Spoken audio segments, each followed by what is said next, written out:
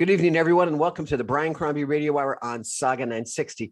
So we're joined tonight by Maryna Rudnytskykh, who is a really quite engaging young lady who is from a town in the northern part of Ukraine that got a lot of action, a lot of shelling, and she wants to tell us a little bit about what's happened to her town. And then she had an exodus to Western Ukraine, where she is right now with her husband, and she wants to tell us a little bit about that story. I wanted to get to some real people in Ukraine and find out what's actually happening. And so, Maryna, welcome to the show. How are you? Where are you? Hey, hi, Brian. Thank you for inviting to the show. My name is Maryna, as you told, and now I'm in the west part of Ukraine, in a little city Ivano-Frankivsk. It's a city very safe. As I want to repeat that there are only 3 or 4 times we hear air raid warning. In that cases, we should go to shelters. So if I heard it, I should interrupt our conversation. Yes, you should. If you hear the air raid siren, please think about your safety. But no, so the first day of war, we were in Kiev with my husband and my cat, and we had shelling. And the first day we were in Kiev, we prepared to war, bought some food, some water. And on the second day, we decided to move to the western part because it was rather dangerous. And I was afraid for our lives, for lives of our relatives. But originally, I'm from Chernihiv. It's a city on the north part of Ukraine. And it was bombed, and the Russian occupants shelling it from the first day. I was lucky because I could leave Kiev on the second, third day in a week. People could go away, but not from Chernihiv or, for example, Mariupol. So the Chernihiv from the first day of the war in a siege. And do you have family in Chernihiv still? Part of my grandparents are there still, my relatives, my uncle, but for luck, my mom could leave Chernihiv after 2 weeks being there in shelters under the shellings, and now she left Ukraine, and she is abroad. I'm happy. Where is your mother? My mom in France, and I can share slides. I prepare some slides, and I can begin from all the beginning, and I'll try to explain what I see. On the left side of photos, it's my last photo before war. We are going with my husband to a stand-up concert, and we don't know about what will become tomorrow. On the right part, it's my first night in a shelter in my house. It was just parking. It was cold, and there were a lot of people there, but we should go to shelter because of shelling, and it was loud explosions, and we're afraid because it's our actually first time of we're in war. So it's my mom on the left side of the slides of the photo, and only in a month we see each other after the months of war in Lviv. I came from Ivano-Frankivsk, and she came from the little village near Chernihiv. The way took maybe 10 hours or maybe 15 hours, and we see each other, and actually I don't know when we see each other the next time. And on the right slide, it's our relatives, our family. It's my nephews, mom of my husband and sister of my husband. They came also to Ivano-Frankivsk, and on this photo we just waiting in shelter because of the shellings, the risk of shellings in Ivano-Frankivsk. So we gathered in the hall. There is a rule of 2 walls. You need to have 2 walls between window, and you can hide there from the shelling. It's in Ivano-Frankivsk. So tell me about go back for a second if you could. Tell me about the children. How do they respond? How do you explain? What's their reaction? These kids look like they're all under 6.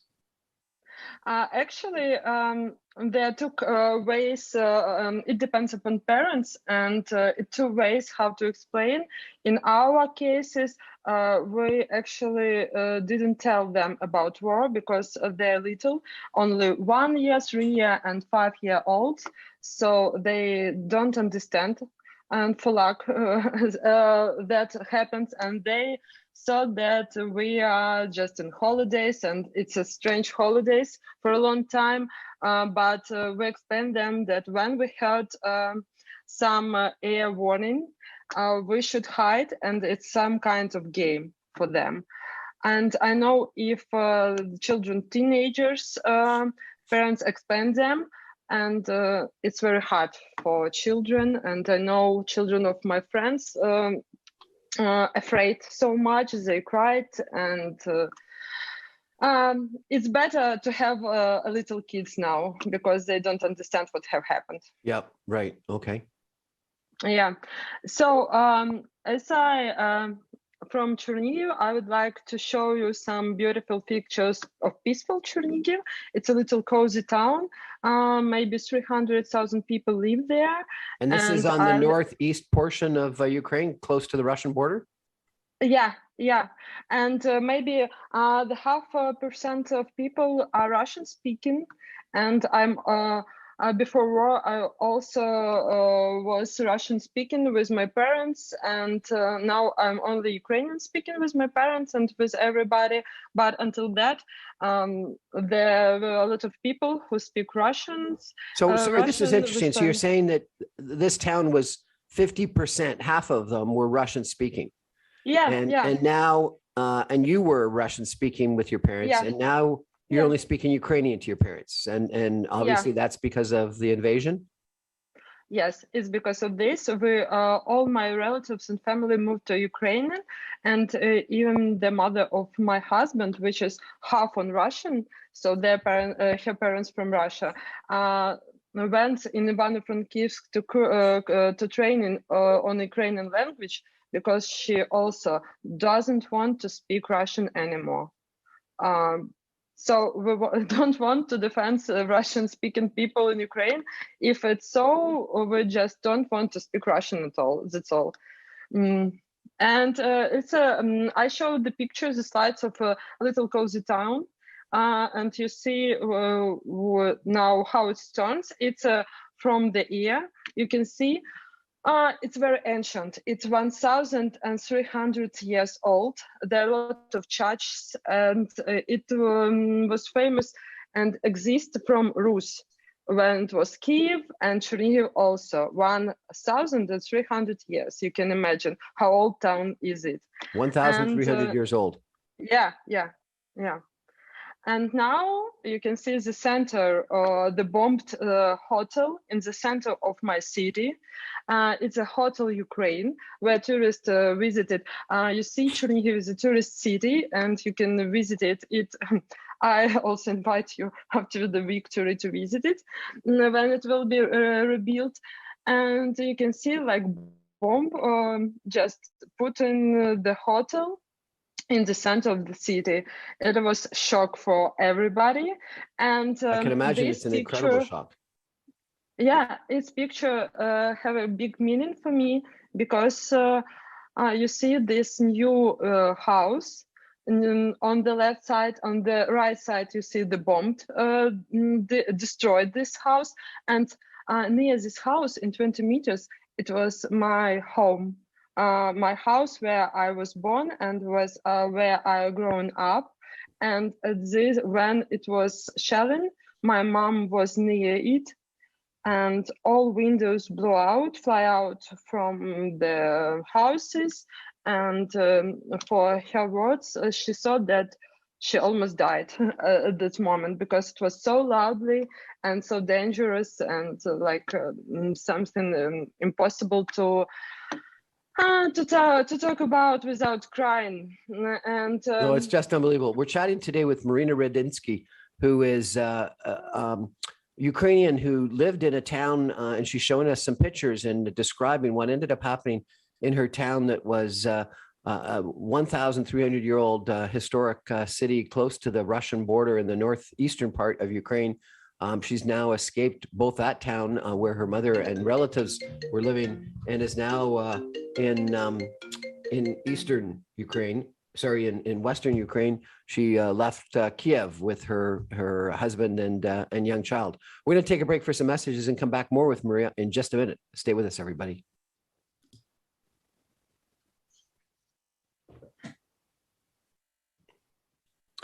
Welcome back, everyone, to the Brian Crombie Radio Hour. We're having really quite a heartbreaking conversation with Maryna Rudnytskykh today. She is a engaging young lady from Ukraine. She's describing, number one, her departure out of Kiev with her husband and her young child in the second day of the invasion, but also she's showing us some pictures and describing what's happened to her birthplace, a small town in the northeastern part of Ukraine, near the Russian border, 1,300 years old, that's just been devastated. Maryna, please continue with your story. Yeah, I just want to say, not with a little child, but only with a cat.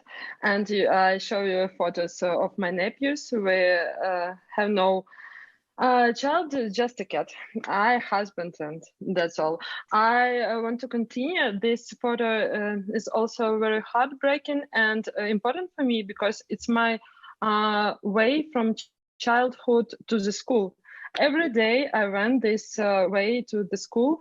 Near this house, I met my best friend, and together, like two little girls, we went, and now there is nothing left. And this is the house of her grandparents, and they are just without home.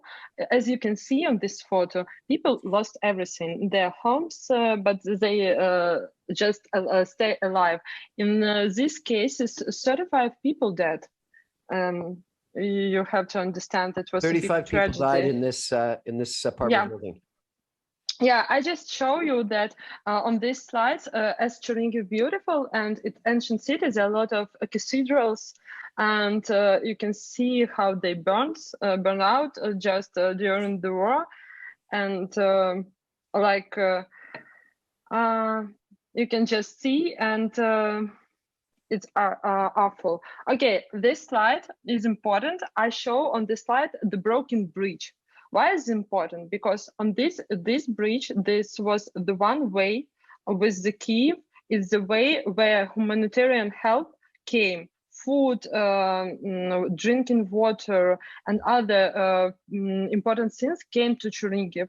But a week ago, it was shelling, it was under bombed by Russian occupants, and now a city in the siege. So there is no help can come to people, and they now without food. I forgot to tell you that a city now without water, without electricity, gas, and warm. It's rather cold here now, and maybe 100,000 people are now in Chernihiv. Other moved there. So it was just a few slides. How cold is it? How cold is it still? Is it still winter or is it spring yet? It's a spring, but maybe 5 degrees at night. It's so cold. It's frosty at night. Yeah, and it's frosty in shelters, because shelters are dirty, cold. We didn't use them. We didn't use them before war, and it was just shelters, like some garbage. I don't know. And my main message, I will stop slides because they're over, and then I come back in the maybe in the end of our conversation. I would like to tell that I'm afraid that in the whole world, the war in Ukraine are getting used for all people.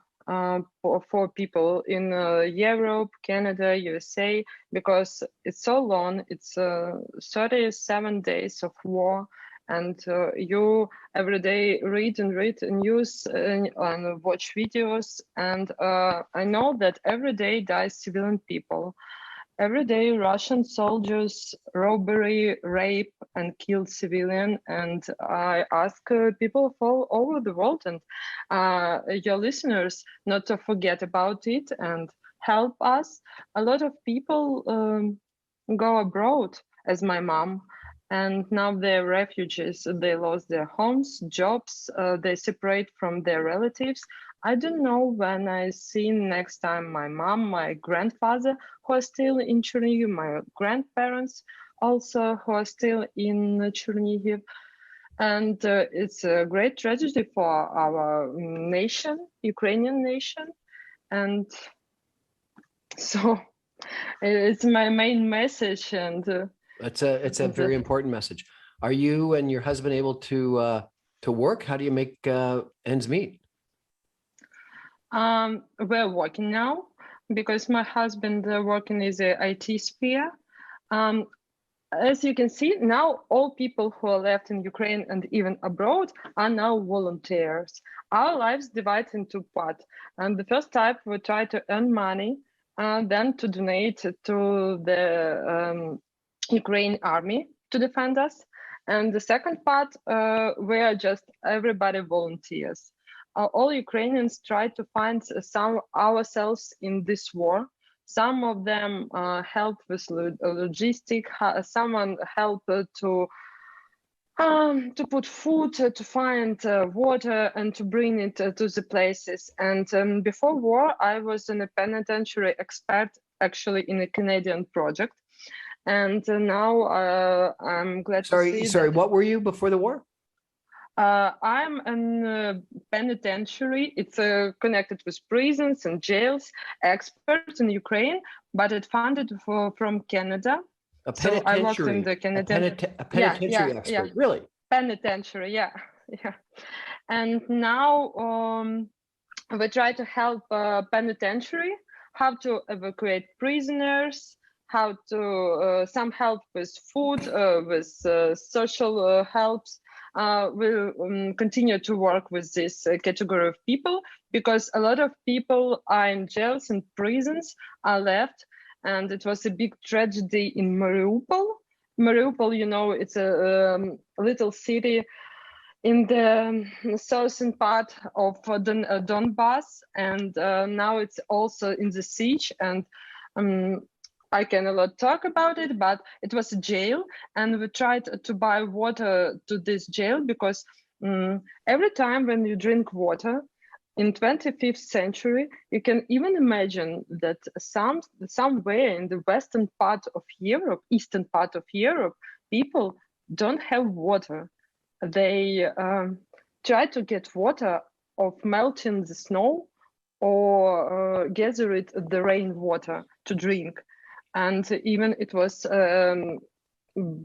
death because the people have no water, children have no water. So in this city, we bought water for prisoners because they're in jails, and try to put there, but unfortunately we couldn't do this, and unfortunately, but it was like cases we helped with food, with evacuation, with some legal advices to the penitentiary system of Ukraine. So I continue work. So this is interesting. So what happens for people that are in penitentiaries and jails? Do they, obviously they just stay in jail and hopefully they don't get bombed and the jailers stay there guarding them? What happens? Two ways. The first way, Ministry of Justice evacuated some part of people. Unfortunately, some jails are under Russian occupation, and situation is rather bad there for such people because it was very fast occupation from the first day. We can't evacuate it on this time. And some people, for example, in Kharkiv jail, there are some little people stay there, but they have food, they have drink, and they are rather safe. You know, there is a good shelters in prisons in Ukraine, so prisoners are in safe on their air warnings, and Situation is different. In the west of Ukraine, everything is okay. But I know that maybe 300 prisoners were pardoned by president, and they went to the army to defend also Ukrainians. So, Maryna, why do you think this happened? because the Russian president is a jerk. I don't know. Unfortunately, I understand that a lot of Russian people support this war, and this happened. Actually, I don't know, really. I couldn't even imagine in 21st century such war as in the Nazi Germany in 31st. I don't know, really. You said you were Russian speaking. You grew up in a town northeastern Ukraine. One of the things that that Putin has said is that Russian-speaking people were prejudiced against, that were treated like Jews during Nazi Germany. Were Russian-speaking people treated badly in Ukraine? No. I was born in Chernihiv, a Russian-speaking town. I studied in Kharkiv. Kharkiv also in the border with Russian is a Russian-speaking city, and there is no problem with any language. Any problem, it's a lie. It's a propaganda and lie. It's not true. I think there's a lot of people that, like I think you said that your husband's parents have blood relatives on the other side of the border, that there's people that are Russian and Ukrainian in families. How are families that are split across the border dealing with this? It's a tough question, really. Unfortunately, I didn't speak with our grandparents from Russian, and maybe I can't answer because it's not my relatives, but it's a tough question for us. They are rather old, and they didn't understand what have happened, really. And but I know other situation when people called to their moms, not our situation, called to their friends, and even I tried to talk about some Russians, and they didn't believe, they didn't understand. And they believe only on TV, what they watched on TV, and Russian president talked. And I know 80% of Russian supported this war. So what can we tell? They are all guilty. And I should say that I support Russian canceling from all over the world, Russian culture, Russian language, Russians as tourists. They're bad people that support war in Ukraine and killing civilians.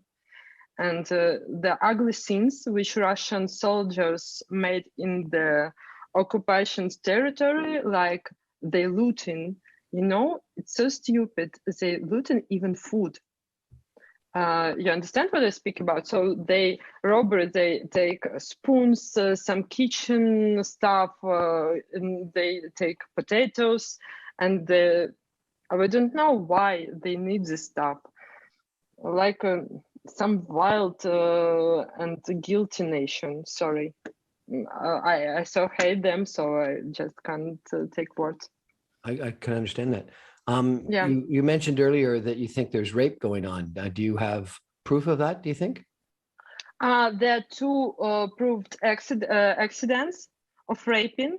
It's the official information from the prosecutor office of our country, and there were even interview of raping women.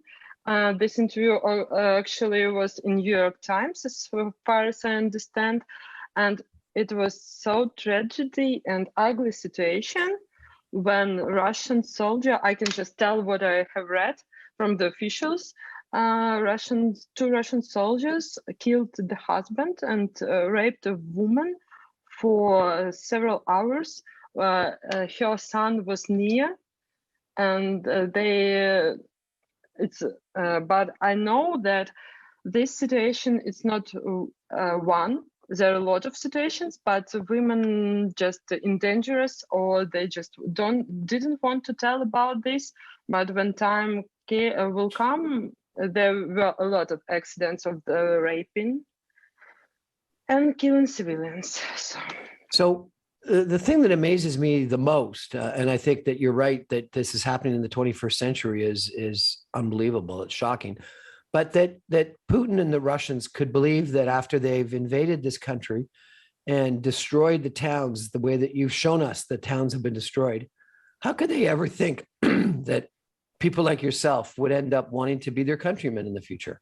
How is that possible that people in Eastern Ukraine would actually want to be members of Russia, countrymen of Russians in the future? Actually, Ukrainians never wanted to be a part of Russia, and it's a Russian propaganda, or it's not true, it's false. And even now, in occupied, there's one city, Kherson. It's occupied Kherson, in the south of Ukraine, and every day people of Kherson go out on the meetings that Kherson is Ukraine. It's not Russia, even under occupation. They Russian they wanted to make referendum.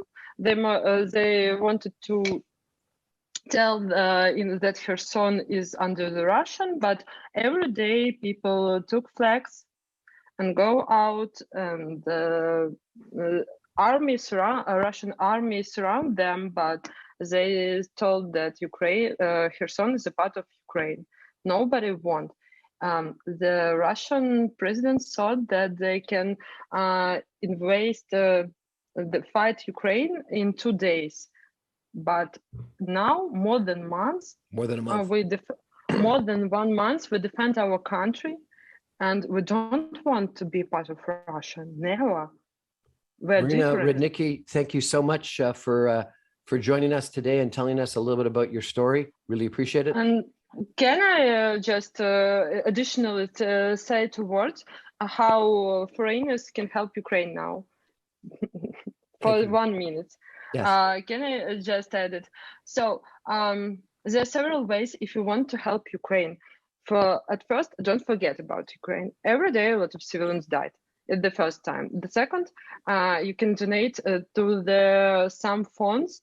It's not Red Cross. Now not Red Cross, unfortunately, because it cooperates with Russians and we didn't support it. So Come Back Still Alive is the font, and font Palynica. You can find it easily and to help our civilian people. And also, I would like to ask about refugees that came from Ukraine.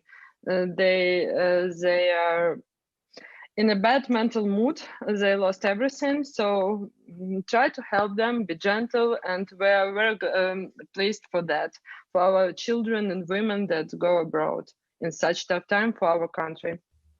And that's all. Maryna Rudnytskykh, thank you so much for joining us. I really appreciate it. Stay safe. Thank you. And check back in with us and let us know how you're doing, okay? Thank you. Thank you, Brian. We're going to take a break and come back with another person, another Ukrainian that's similarly gone through a very similar story in just a minute. Stay with us, everybody.